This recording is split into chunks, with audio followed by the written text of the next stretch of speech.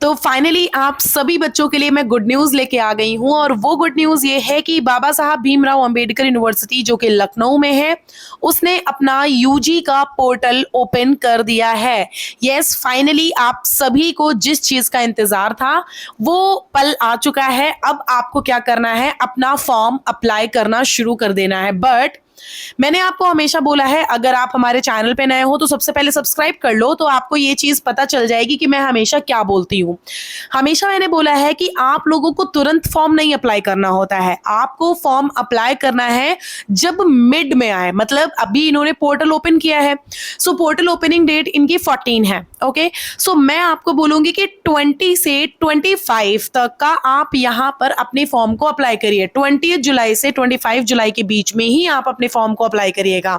ऐसा मैं इसलिए बोल रही हूँ क्योंकि जब भी बच्चों के यहाँ पर फॉर्म अप्लाई होते हैं सो उस वक्त क्लियर होता रहता है एग्जैक्टली कि क्या प्रॉब्लम आ रही है, कौन से डॉक्यूमेंट्स में प्रॉब्लम आ रही है। वो जैसे जब भी किसी में ना प्रोग्राम सिलेक्शन नहीं होता, मैं आपको पहले ही बता दूं, आप अगर हमारा वीडियो देख रहे हो सो बच्चों, ये यूनिवर्सिटी एक लेट लतीफ यूनिवर्सिटी है। यहाँ पर ऑलमोस्ट चीजें काफी देर में शुरू होती हैं। सो आप सभी को मैं बोलूं कि आपका प्रोसीजर भी एडमिशन का अच्छा खासा देर में जाएगा। अगस्त में मेरिट लिस्ट आना शुरू होगी और सितंबर तक आपका यहाँ पर प्रोसीजर चलेगा। सो मतलब आप एक बार ना माइंड मेकअप करके रखो कि आपको कहीं ना कहीं यहाँ पर थोड़ा सा जो भी काम मिलेगा ना वो लेट से मिलेगा।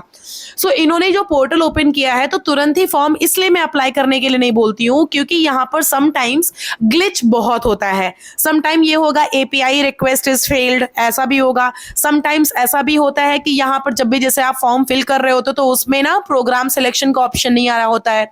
समटाइम्स ऐसा भी होता है कि आप कुछ भी अपलोड कर रहे हो तो उसमें रेड लिख के आ जा रहा है। मतलब बेसिकली बहुत प्रॉब्लम्स होती हैं। सो इस वजह से मैं आपको पहले क्लियर कर दे रही हूँ कि आप लोगों को अपना कैटेगरी सर्टिफिकेट 1 अप्रैल 2026 के बाद का ही अपलोड करना है।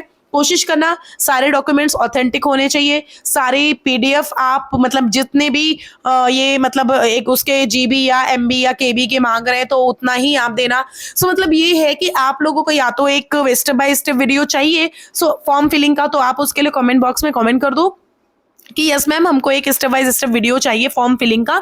सो मैं उसके लिए ना वो अपलोड करूंगी। बट आप लोगों को जब मैं वो वीडियो अपलोड करके दूं तभी अप्लाई करना।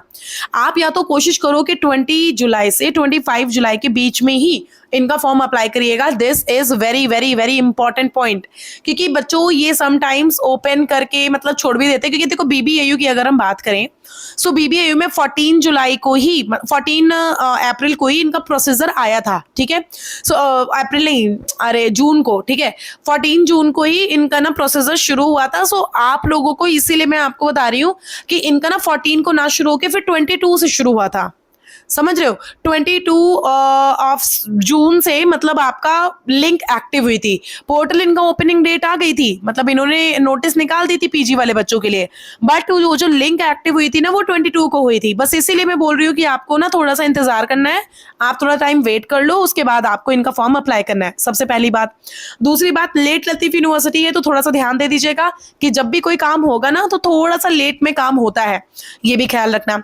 अब देखो दो नोटिस आई है, एक जेई वाले बच्चों के लिए शेड्यूल आया है और एक जो शेड्यूल आया है वो पब्लिक नोटिस जो आई है इनकी वो सीयूईटी के लिए आई है। सबसे पहले एक बार हम शेड्यूल आपको बता दें जेई वाले बच्चों के लिए। सो जेई वाले बच्चों को तो आप सभी को पता ही है कि इनका जो प्रोसीजर है बेसिकली वो हुआ। सो इस प्रोसीजर में जो इनकी लिस्ट आएगी वो 16 जुलाई से आपकी लिस्ट आना शुरू हो जाएगी। सो ये एक बार देख लो, 16 जुलाई से आपकी पहली लिस्ट आएगी, दूसरी लिस्ट 21 जुलाई को आएगी, तीसरी लिस्ट 28 को आएगी। सो इस हिसाब से जेई वाले बच्चे कहीं ना कहीं आप लोग थोड़ा सा प्रिपेयर हो जाओ। और आप लोगों को ना ये डॉक्यूमेंट्स हैं, ये एक बार देख लो, ये जो डॉक्यूमेंट्स हैं ये क्लियर कर लेने हैं। ये इंपॉर्टेंट है, ये आपको क्लियर करना ही करना है क्योंकि इसके बिना आपको यहाँ पर एडमिशन नहीं मिलेगा, डॉक्यूमेंट वेरीफाई नहीं होंगे। सो ये हो गया। अब हम बात करते हैं पब्लिक नोटिस जो कि हमारे यूजी वाले बच्चों के लिए रिलीज की गई है। सो बच्चों यहाँ पर अगर आप अभी मैं आपको लिंक भी प्रोवाइड करूंगी, ये देखो नीचे आप जब देखोगे ना ये वाली नोटिस तो 14 जुलाई से इन्होंने प्रोसेस शुरू किया। बट इनका जो लास्ट डेट है वो 30 जुलाई है। बट 30 जुलाई के बाद भी अगर कोई बच्चा अप्लाई करेगा, वैसे तो मैं आपको बताऊं तो 30 जुलाई के बाद इनकी डेट एक्सटेंड होगी। एक बार डेट एक्सटेंशन आपको मिलेगा। डेट एक्सटेंशन के बाद आपको यहाँ पर प्रोसीजर थोड़ा टाइम दिया जाएगा कि आप यहाँ पर अभी भी डेट है, आप अप्लाई कर सकते हो। अगर इन केस 30th तक आप अप्लाई नहीं कर पाए तो 30 के बाद में 1, 2, 3, 4, 5 तक अगर आप अप्लाई कर रहे हो तो आपको 1000 रुपीज एडिशनल देने पड़ेंगे, मतलब लेट फीस। सो आपको 1000 प्लस ये फीस मिला के, जैसे अगर मान लेते हैं आप UR OBC EWS हो तो आप 30th जुलाई के बाद में फॉर्म अप्लाई अगर कर रहे हो तो आपको 1500 रुपीज देने पड़ेंगे। और अगर आप SC ST PWD हो तो आपको यहाँ पर 1300 रुपीज देने पड़ेंगे, मतलब लेट आपकी 1000 रुपीज फीस लगती है। समझ आया? तो आपको ये करना ही नहीं है, सिंपल सी चीज है, आपको 30th जुलाई तक का अपना फॉर्म अप्लाई कर लेना है 100% श्योरिटी के साथ में। ठीक है, जैसे कि अगर हम बात करें तो यहाँ पर जो 5 अगस्त लिखा हुआ है तो 5 अगस्त तक का आपको यहाँ पर फॉर्म अप्लाई करने का जरूरत नहीं है, 30th जुलाई तक कर लो। अगर इनकेस किसी बच्चे का, मतलब किसी का कैटेगरी सर्टिफिकेट बनने गया होता है तो किसी का कुछ, तो जस्ट इन केस अगर आपका यहाँ पर कोई भी सर्टिफिकेट बनने गया है तब की बात अलग है कि आप 30th जुलाई के बाद में अप्लाई कर लो, बट कोशिश ये करो कि 30th जुलाई तक अपना फॉर्म अप्लाई जरूर कर दो, क्यों ही लेट फीस देनी है। अभी आगे बहुत सारा वैसे भी लगेगा। ठीक है, सो ये हो गया। अब आपको कौन सी लिंक से जाना है, देखो यहाँ पर ये लिंक दिया हुआ है, ये लिंक, आप इस लिंक पे जब आप क्लिक करोगे ना तो कुछ ऐसा इंटरफेस ओपन होके आ जाएगा। इस इंटरफेस पे सबसे पहले नया रजिस्ट्रेशन होगा, OTP वेरिफिकेशन होगा, फिर आप रजिस्ट्रेशन जब कर लेते हो फिर आपको वापस से लॉगिन करना होता है अपने उस रजिस्टर्ड नंबर के साथ में। सो यहाँ पर पोर्टल लॉगिन करोगे, पर्सनल डिटेल्स आप फिल करोगे, ये सारी इंपॉर्टेंट है। फिर प्रोग्राम सेलेक्ट करोगे, प्रोग्राम सिलेक्शन के बाद आपको एकेडमिक डिटेल्स डालनी होंगी, मतलब कि आपका 10th 12th जो भी रहा है। फिर आपको उसके रिगार्डिंग डॉक्यूमेंट अपलोड करने होंगे। फिर अगर आपको ऐसा लगता है कि मुझे एक बार अपना एप्लीकेशन देखना है तो वहां पर ऑप्शन नीचे आ जाएगा प्रीव्यू का और नेक्स्ट का या सबमिट का, तो आप प्रीव्यू पे चले जाओ, प्रीव्यू पे जाकर के अपना एप्लीकेशन एक बार रिव्यू कर लो सारा। फिर आपको क्या करना है, अगर आपने देख लिया तो आप डायरेक्टली फीस पेमेंट के ऑप्शन पे आ सकते हो। फीस पेमेंट करके आप फाइनल सबमिट कर सकते हो। फाइनल सबमिशन के बाद में आपको यहाँ पर कंफर्मेशन पेज डाउनलोड कर लेना है। नॉर्मली आप कंफर्मेशन पेज डाउनलोड करके मुझे भेज देना। जो भी बच्चे मुझसे पेड काउंसलिंग ले रहे हैं वो बच्चे फॉर्म अप्लाई करके मुझे भेज देंगे, ये स्ट्रिक्ट नोटिस है मेरी तरफ से।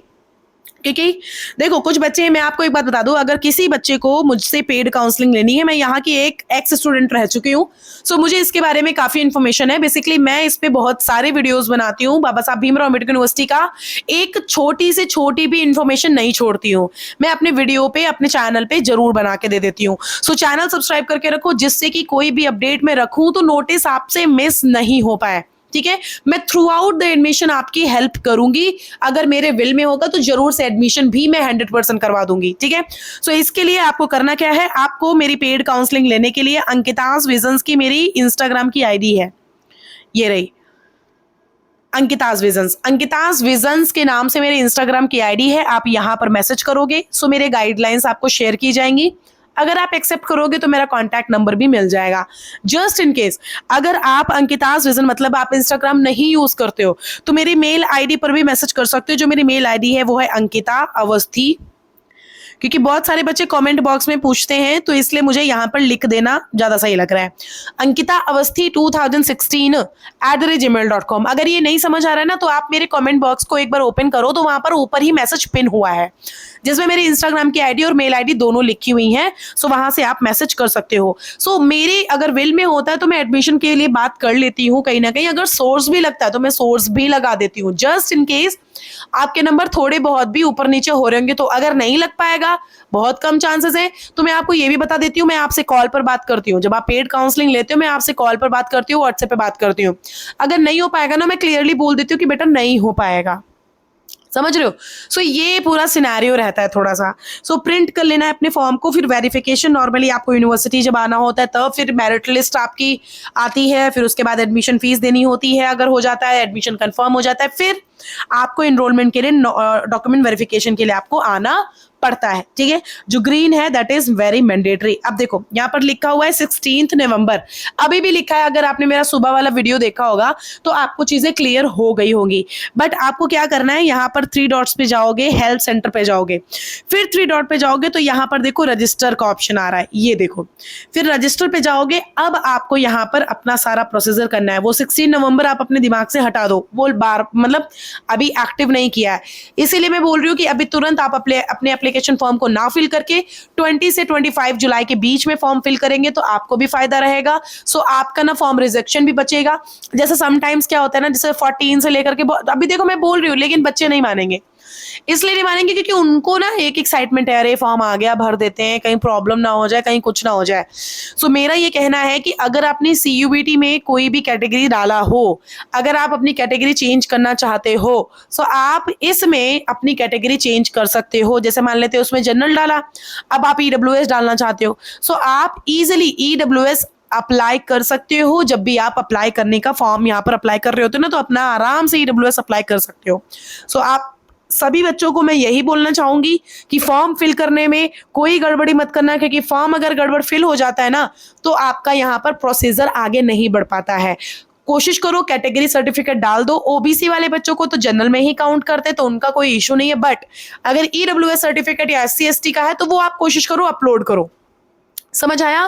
प्लस अगर मुझसे कांटेक्ट करोगे तो मुझे लगेगा अगर आपके नंबर अच्छे हैं तो मैं बता दूंगी कि आपके नंबर पे हो जाएगा या मैं करवा दूंगी। अगर नहीं हो पाएगा तो मैं आपको ये भी बोल दूंगी कि नहीं हो पाएगा, ठीक है। तो थोड़ा सा पेशेंस के साथ में काम करना और फॉर्म अप्लाई अभी मत करना। आप पहले जब बच्चे जैसे बहुत सारे अप्लाई करते हैं, अभी 14 से 20 तक बहुत सारे बच्चे अप्लाई करेंगे तो ये क्लियर हो जाएगा कि क्या गड़बड़ी हो रही है, उनको किस चीज में प्रॉब्लम हो रही है, क्या हो रहा है, तो ये सब मैं आपको बताऊंगी। तो सिर्फ और सिर्फ हमारे चैनल को सब्सक्राइब करके रखो, सिर्फ अपडेटेड रहोगे ना तो तुमको मेरा सारा का सारा इंफॉर्मेशन मिल जाएगा। हॉस्टल, मेरिट लिस्ट, क्या फॉर्म में प्रॉब्लम, सब बताऊंगी। सिर्फ चैनल पे अपडेटेड रहो। साथ ही साथ में आप जब यहाँ आ जाते हो ना तो वर्क फ्रॉम होम या फिर होम ट्यूशंस भी बता देती हूँ नियर अबाउट यूनिवर्सिटी के। सो आप टेंशन उसके लिए मत लेना, मैं आपको सब बताऊंगी। हॉस्टल मिलना थोड़ा मुश्किल होता है, ये सब मैं आप पहले ही आपको क्लियर कर दे रही हूँ। हॉस्टल मिलना थोड़ा सा मुश्किल होता है, अगर फर्स्ट सेकेंड लिस्ट में आ गया तब तो चलो मान लेते कि हो जाएगा, बट फर्स्ट सेकेंड लिस्ट में नहीं आया तब हॉस्टल मिलना मुश्किल है। तो ये चीजों का ख्याल रखो, अपडेटेड रहो और मेरा टेलीग्राम चैनल भी ज्वाइन कर सकते हो अगर आपका मन करे। डिस्क्रिप्शन बॉक्स में सारा डिटेल दिया गया है। इंस्टाग्राम पे या मेल ID पे जहां भी मैसेज करना है करो, गाइडलाइंस मिलेंगी, एक्सेप्ट करोगे मेरा पेड काउंसलिंग का गाइडलाइंस, मेरा नंबर शेयर कर दिया जाएगा, ठीक है। Thank you so much.